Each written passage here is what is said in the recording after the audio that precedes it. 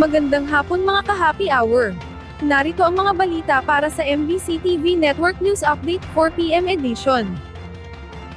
Sa The Better News, giant Christmas tree sa SM by the Bay, muling pinailawan ng firefly lighting at Royo Electrical.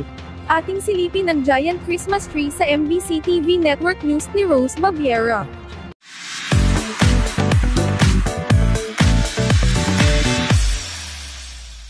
Nangingibabaw ang Paskong Tatak Pinoy sa taon ng Christmas tree lighting sa Pasay City nang muling pailawin ang giant Christmas tree dito sa SM by the Bay na sinindihan ng firefly lighting at Royo Electrical.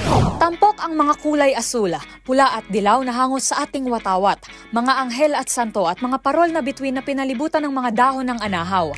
Damang-dama na sa giant Christmas tree na ito ang diwa ng Paskong Pilipino. Ngayong taon kasi, mas pinaigting ang pagsalubong sa Pasko kasama ang pamilya sa ginanap na Christmas tree lighting na may temang Celebrate Moments of Quality with Firefly and Royo.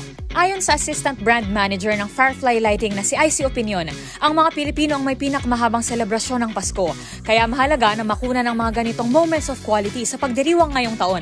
As Filipinos, we always celebrate the longest Christmas in the world, and we want to celebrate it with the Filipinos. Of course, that's why the theme for this year is, capture those moments of quality with everyone, the family and the friends. And of course, we wanted to symbolize the Christmas tree by putting up Filipino ornaments with it because we wanted the Filipinos to feel that Firefly is with them in celebrating the most festive season of the year. Bago naman ang pinakaabangan na Christmas tree lighting, may mga inihanda rin na activities ang Firefly at Royo para sa mga dumalo. Kabilang na riyan ang pinilahan na photo booth para kunan ng mga sandaling magkakasama ang pamilya at mga magkakaibigan. Hindi rin nawala ang mga paraffol kung saan nakapag-uwi ang mga nanalo ng ilang produkto mula sa kumpanya. Iniimbitahan naman ng Firefly at Royo Electrical na bisitahin ang giant Christmas tree na ito na bukas sa publiko at gabi-gabing papailawin.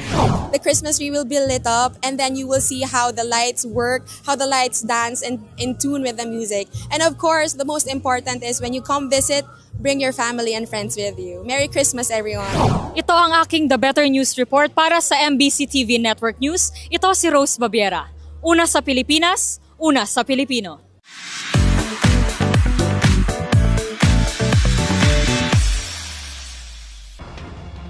Samantala, sa Showbiz Spotted, Philippines Chelsea manalo, tinanghal bilang Miss Universe Asia.